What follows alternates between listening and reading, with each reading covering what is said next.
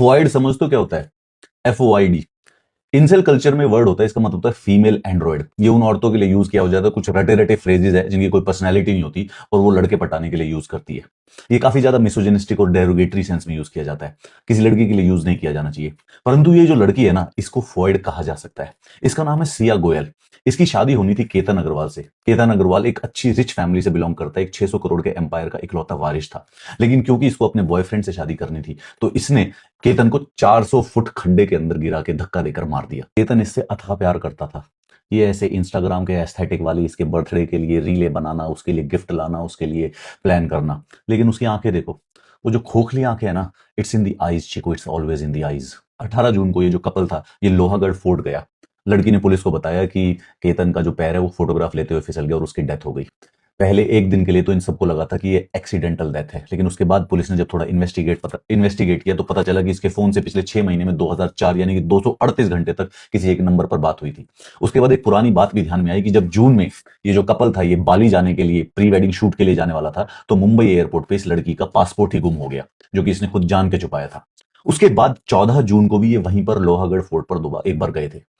Police को यह पता चला कि लोहागढ़ फोर्ट पे 14 जून को इस लड़की ने उसको, केतन को धक्का देके उस समय भी गिराने की कोशिश की थी। जब वहां गिराने की कोशिश की तो वो उस समय बच गया। एंड ही वाज सरप्राइज कि क्या हो गया है, तो कहती कि वो सांप आ गया था, मैं तुमको बचाने की कोशिश कर रही थी। उस लड़के ने इस लड़की के झूठ को मान लिया। तब इसने अपने बॉयफ्रेंड की हेल्प ली और 18 जून को अपने बर्थडे की ट्रिप के बहाने इसको दोबारा वहां पे ले गई और इसके बॉयफ्रेंड ने केतन को धक्का देके एक 400 फुट खड्डे के अंदर गिरा के मार दिया। इस पूरी की पूरी स्टोरी का कोई तुक नहीं बन रहा। लड़का अच्छा वेल टू डू फैमिली से रिच है, अकेला है, सिंपल है, स्मार्ट है। लड़की भी शायद किसी न किसी वेल टू डू फैमिली से ही लग रही है।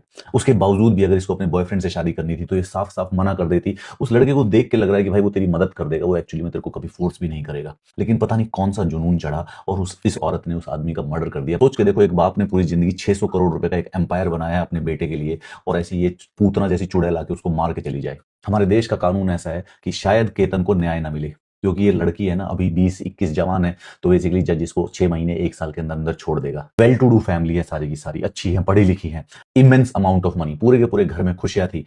एक बार बोल देती, किसी को भी बोल देती, कैंसिल वैंसिल हो जाता है सबको। क्या बीमारी चढ़ी उस लड़के को, बेखामखा को, उस इनोसेंट को धक्का, उसको मार दिया। मैं अभी तक नहीं समझ पा रहा हूं, ये 4/10 की लड़की, मेकअप पोत के 4/10 है, ये 3/10 की लड़की इस लड़के को क्यों जबरदस्ती अरेंज मैरिज में क्यों बांधी जा रही थी? इस लड़के को मारने के बाद ये इंस्टाग्राम पे स्टोरी लगा रही, you left me on my birthday, you left when we were so close to getting married, I still can't understand why you did this to me. Sociopath है, साइको औरत है। लड़के का मर्डर करने के बाद इंस्टाग्राम में भी, oh my gosh you left me on my birthday. काश नरक में जले ये औरत।